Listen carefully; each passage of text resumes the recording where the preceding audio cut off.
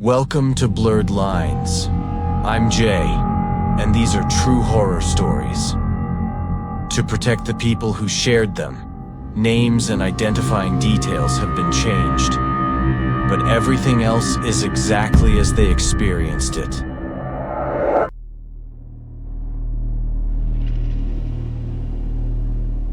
This happened in October 1989, when I was 11.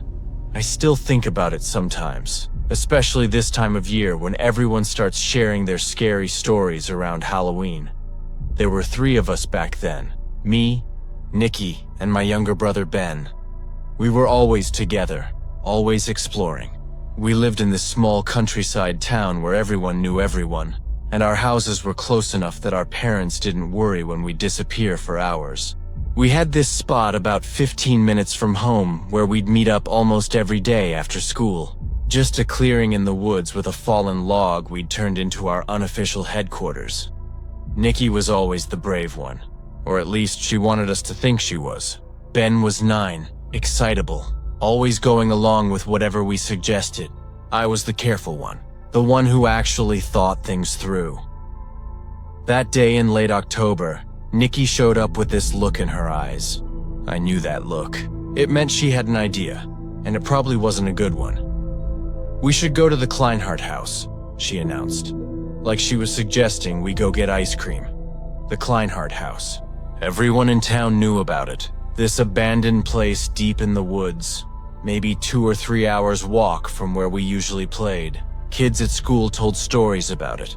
Supposedly haunted, supposedly dangerous. The usual small-town ghost story stuff. "That's stupid," I said. "It's just an old house. And it's too far." "Exactly," Nikki grinned. "It's perfect for Halloween season. And I bet you're too scared to actually go." She knew exactly what she was doing. Ben was already getting excited, and I could feel myself getting annoyed. It wasn't about being scared. It was about being smart.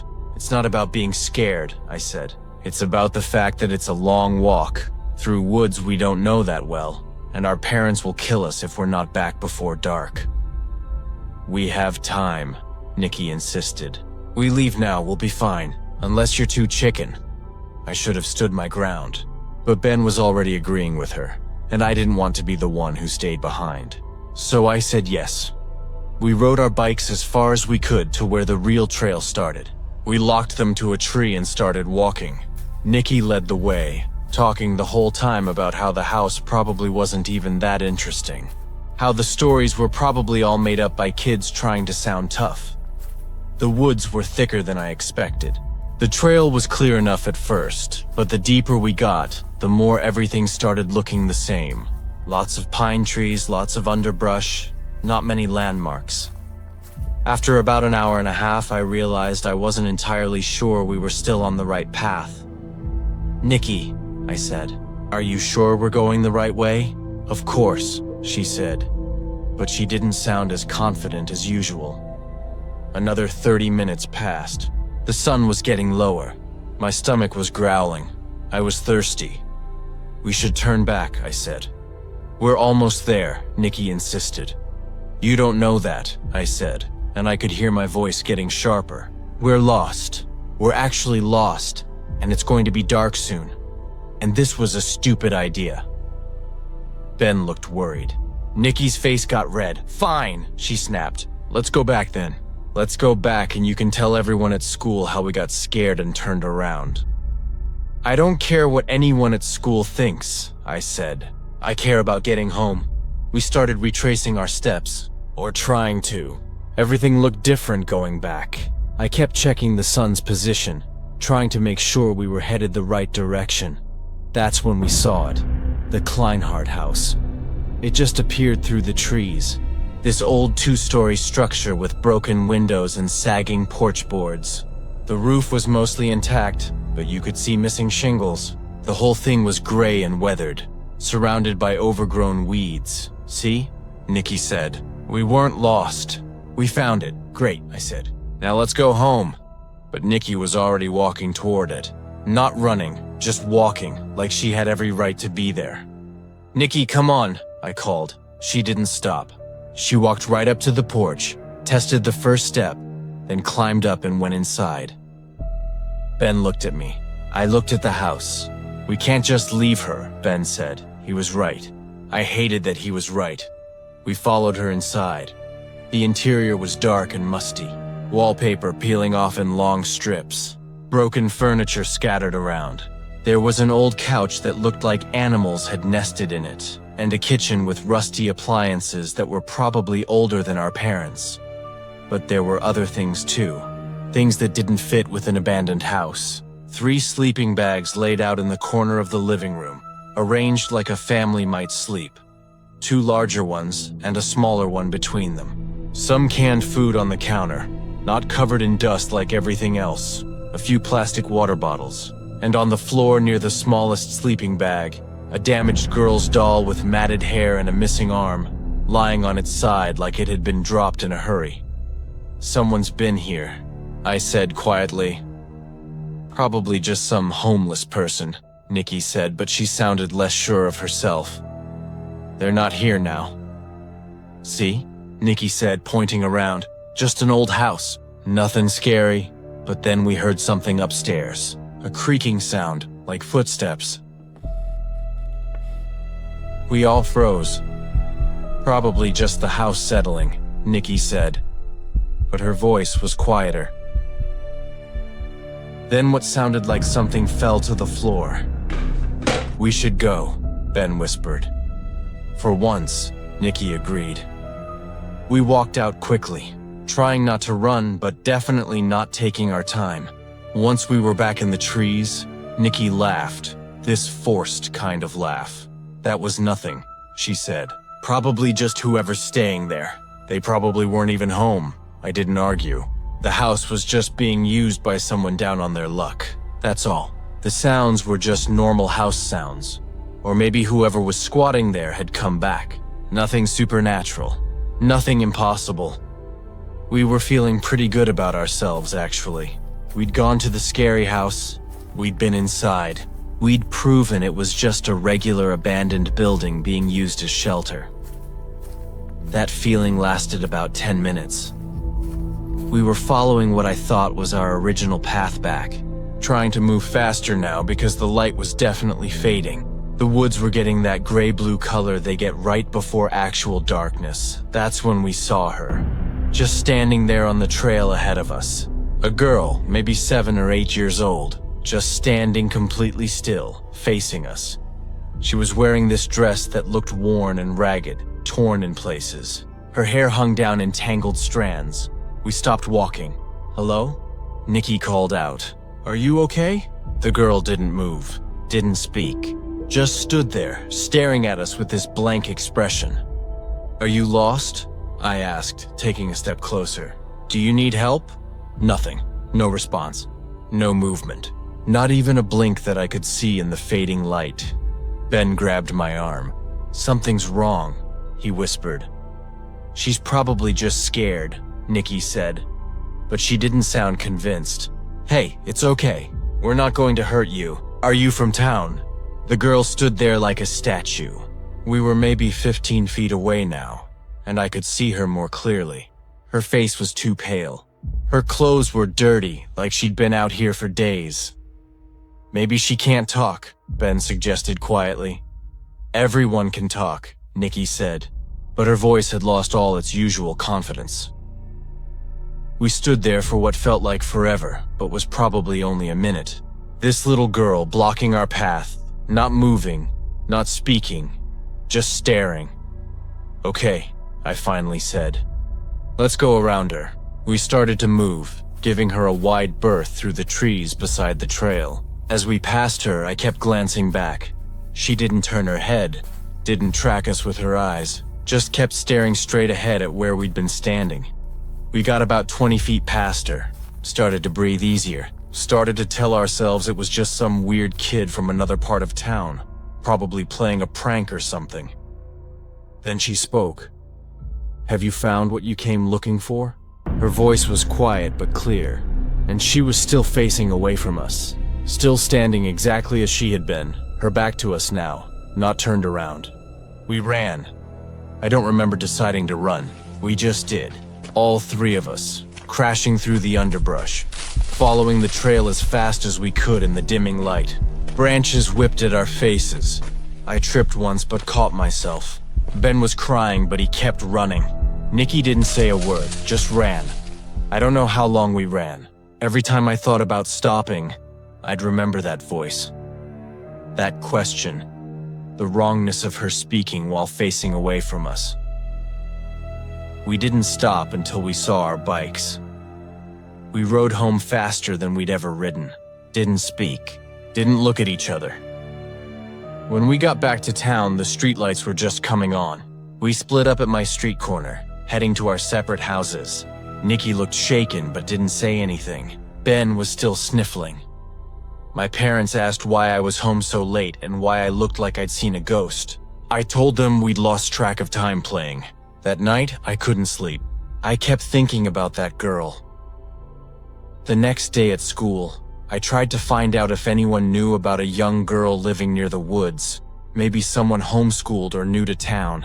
Nobody knew what I was talking about. Nikki never suggested we explore that part of the woods again. Ben started making excuses when we wanted to go anywhere beyond our usual spot. I'm 35 now. I haven't lived in that town for years, but I still think about that day sometimes.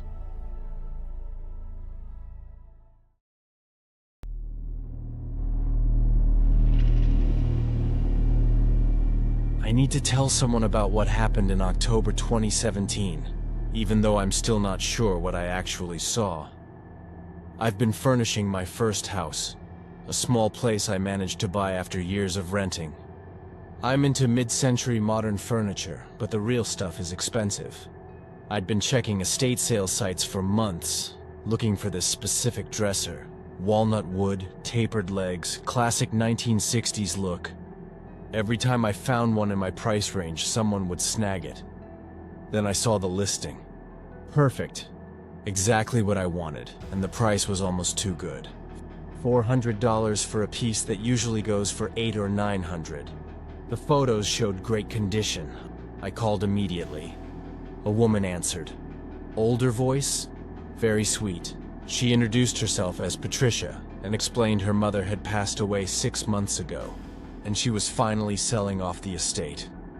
She sounded genuinely sad, mentioning how her mother had loved collecting beautiful furniture. Several people had already called, but I was the first to commit to seeing it. We agreed on Saturday at 2 p.m. The address was about 25 minutes outside town. I was excited the whole drive there, watching the fall colors blur past my windows. The property was beautiful. An old farmhouse, probably from the 1920s or 30s, painted white with black shutters. Well-maintained gardens, gravel driveway, trees dropping red and orange leaves across the lawn. There was a sedan in the driveway. I got there about 10 minutes early. I knocked on the front door. No answer. I knocked again, louder. Still nothing. Then I noticed a note taped to the door. Estate sale. Please come in and browse, Patricia. The door was unlocked, so I walked in. The inside was immaculate. The entry hall had a table with price tags on various items. Vintage glassware, old books, a rotary phone. Everything staged beautifully, like a museum. The walls had floral wallpaper, and there was this smell of lavender and old wood. I called out, "Hello?" but got no response. I figured she might be helping another buyer. The note said to browse, so I started walking through the rooms. The living room had perfectly staged furniture with little white price tags. A vintage sofa, coffee table, lamps. The dining room had a complete mid-century set worth thousands. Everything so carefully arranged. It looked more like a showroom than someone's house. But I didn't see the dresser anywhere. I walked through 5 or 6 rooms. Sitting room, library, sunroom, all perfectly staged with price-tagged antiques. But no dresser matching the listing photos. No Patricia either, even though I kept calling out. That's when I started feeling uncomfortable. The house was too perfect, too staged. And why wasn't Patricia responding? I went back toward the front, thinking I should just leave. But then I noticed a door under the staircase I'd missed. It was slightly ajar, and I could see stairs leading down.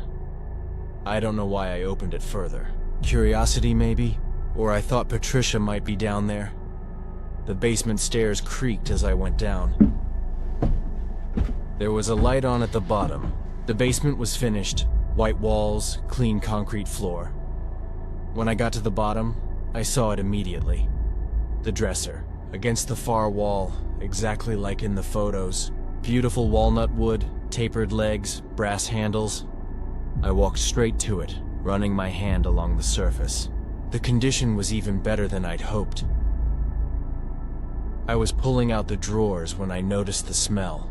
Heavy and sweet like old perfume. The kind elderly women wear. Too much of it. Concentrated and cloying.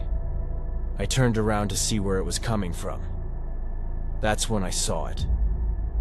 In the corner, facing the wall, there was a figure. An elderly woman in a floral dress. Just standing there, completely still. Positioned awkwardly close to the corner, like a piece that didn't quite fit with the display. My heart jumped. I hadn't heard anyone come down behind me.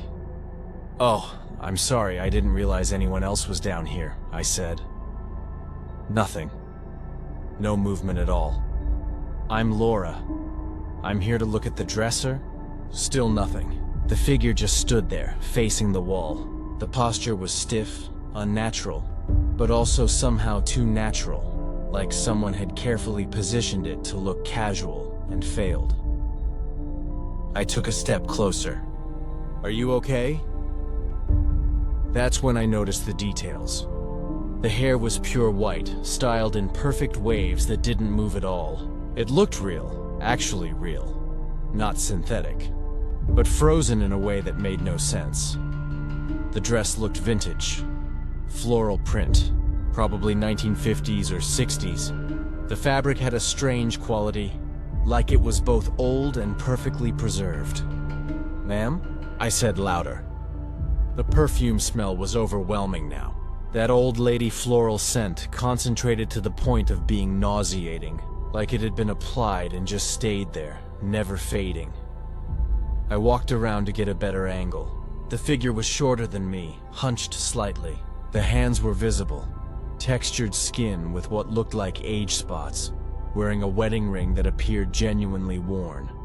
The fingernails looked manicured but odd, like they'd been painted years ago and somehow remained perfect. "Excuse me, I don't mean to bother you," I tried again. But there was no response. No breathing. No subtle shifting. No movement at all.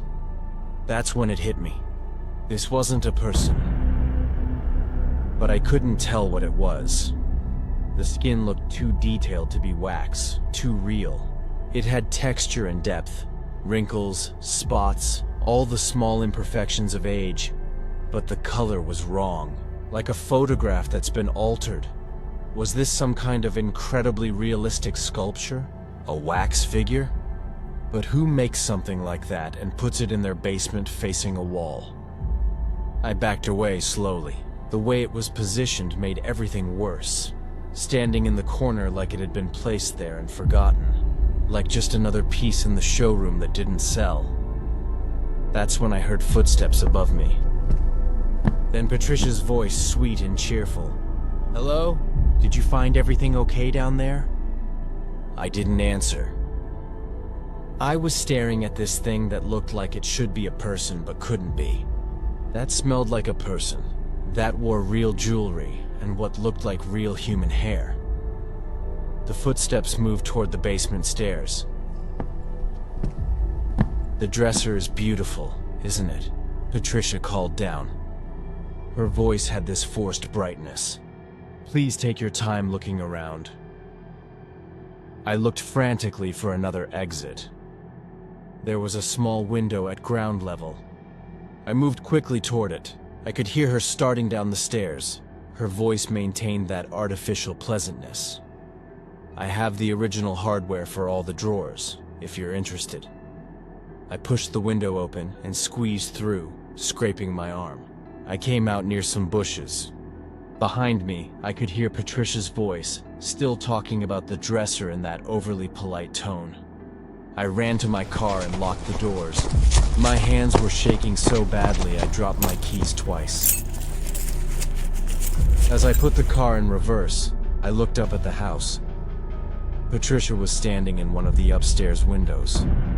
Not moving, just standing there with her hands clasped, watching me. She had this serene smile. She looked like she was posing, perfectly still, perfectly composed. I drove straight home and sat in my car for 30 minutes. That night, I couldn't stop thinking about it. That figure facing the wall, the perfume smell, the way Patricia had mentioned her mother passing away 6 months ago, how she'd said her mother loved collecting beautiful furniture. But what was that thing in the basement? It looked too real to be a wax figure. The skin had too much detail. The hair looked genuinely human. The jewelry looked worn and real, but it couldn't have been a person. Could it? I tried to find the listing again, but it was gone. I called the number, disconnected. I searched every estate sales site. Nothing. I thought about calling the police, but what would I report? That I saw a realistic figure in someone's basement? That it might have been a person, but I'm not sure? Maybe it was an art piece, some kind of hyper-realistic sculpture. But why put something like that in a basement, facing a wall, positioned like it had been forgotten? And that smell. Why would an art piece smell like that? I keep wondering what that thing actually was. I don't know. I don't want to know. I never found the dresser I was looking for, because I can't stop thinking about what was standing in that basement.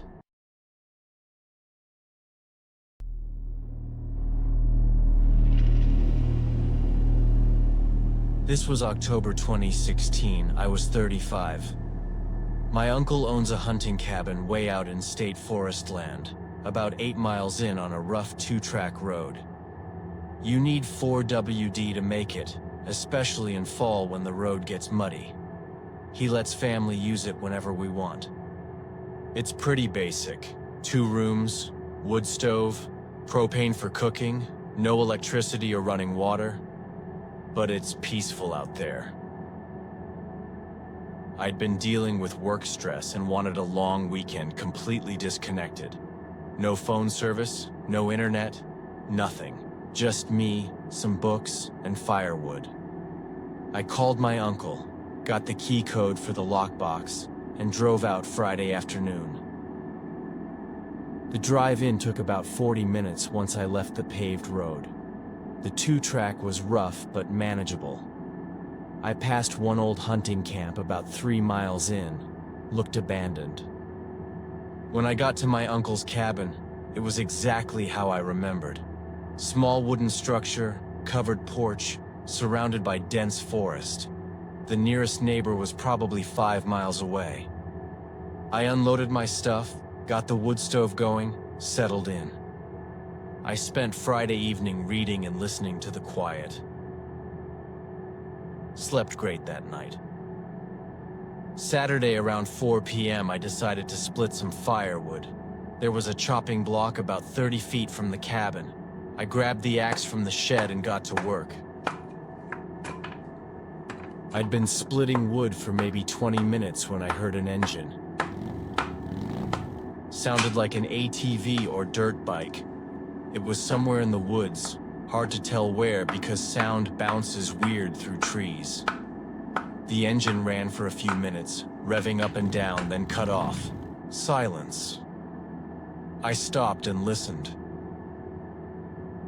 Didn't hear anything else. I figured someone was cutting through to get to public land. This was private property, but people cut through sometimes. I went back to splitting wood. Maybe 5 minutes later, I heard a voice, male voice, talking steadily from the forest, maybe 100 yards out. I couldn't make out words. Maybe on a radio, though there's no cell service. Could have been a CB radio. The voice kept going for several minutes. I was starting to feel uneasy. This was private land, posted signs at the entrance. I yelled out pretty loud, "You're on private property!" The voice stopped immediately. Just cut off mid-sentence, complete silence. I waited, listening. Nothing. No response, no apology, no engine starting. Just silence.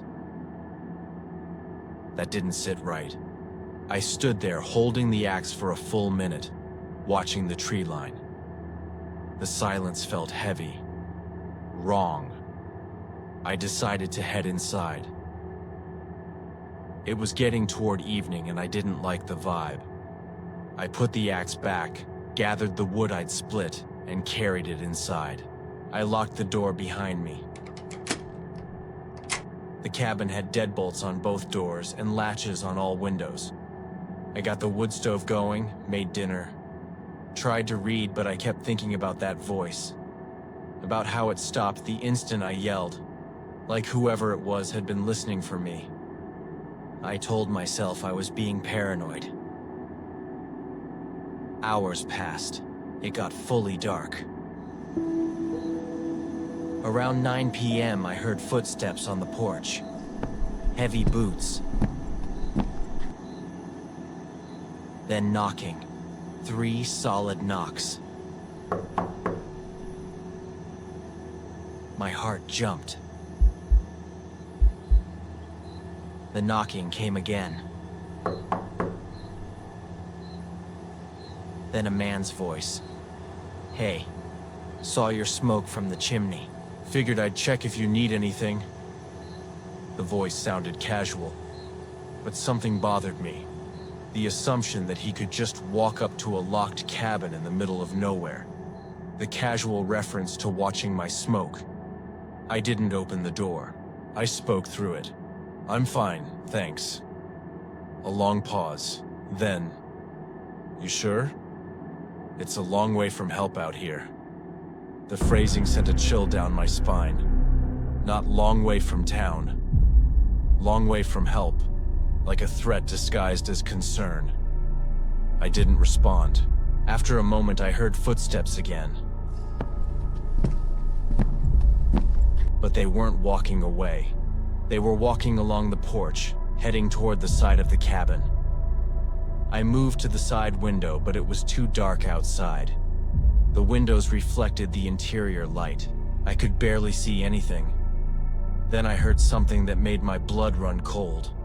The distinct sound of my truck door opening. That metallic creak, then the slam. Someone was at my vehicle. My truck was parked maybe 40 feet away. How many people? The footsteps on the porch were heading around the side, but someone else had to be at my truck. I went to the back window and cupped my hands around my face to block the interior light, pressed close to the glass. There was someone standing in the tree line, maybe 40 feet from the cabin, just standing there, completely motionless. Just a dark shape, but it was definitely a person. Positioned on the opposite side from where my truck was, they were coordinating, one at my truck, one at the back. Probably the same guy who'd knocked at the front. They had me surrounded. I backed away from the window, heart pounding. I went to the closet where my uncle keeps his hunting rifle. I pulled it out, unloaded, but I knew my uncle kept ammo on the shelf. I found it, loaded the rifle with shaking hands. I chambered around loudly, made sure they could hear it. Then I yelled, "I'm armed and I've called the sheriff. You need to leave now." I hadn't called anyone. There's no phone. But maybe it would scare them off. Silence for a long moment. Then I heard the voice again, from near the front porch. "No, you haven't." My stomach dropped. They knew there was no phone service. They knew I couldn't call for help. Then I heard metal scraping against the front door lock. They were trying to get in. Actually trying to break in while I was inside. I pointed the rifle at the ceiling and fired. The sound was deafening, my ears instantly ringing. I chambered. Another round yelled, "Get the hell away from here!" Immediately I heard both of them running. Footsteps pounding away, crashing through the forest. Branches snapping, getting more distant. I listened until I couldn't hear them anymore. I didn't sleep that night. I sat in the chair facing the door with the rifle across my lap, wood stove burning hot, listening to every sound. Every branch creaking made me jump. I kept expecting them to come back. At first light, maybe 6 a.m., I decided to make a run for my truck. I grabbed my keys, unlocked the door, and ran. The driver's side window was smashed. Glass everywhere. When I tried to start it, nothing. I popped the hood. The ignition wiring was torn out. They'd disabled it. Professionally too, not random vandalism. They knew what they were doing. I had no choice. I had to hike out. 8 miles to the main road. I grabbed a backpack, threw some food and water in it, took the rifle, and started walking. It took almost 3 hours. I was constantly looking over my shoulder. I finally reached the paved road and flagged down a passing truck. A hunter heading to public land. He saw the rifle in my face and immediately knew something was wrong. He called the sheriff on his CB. Police came, I gave my statement, and we drove back to the cabin in a convoy. They searched the area. The cabin had been ransacked. Food gone. Tools gone. Anything valuable gone. But they found something else. About a quarter-mile from the cabin, they found a campsite. 2 tents, supplies, a cold fire pit. The officers said it looked like people had been there for at least 3 days. There were sight lines from the camp directly to my uncle's cabin.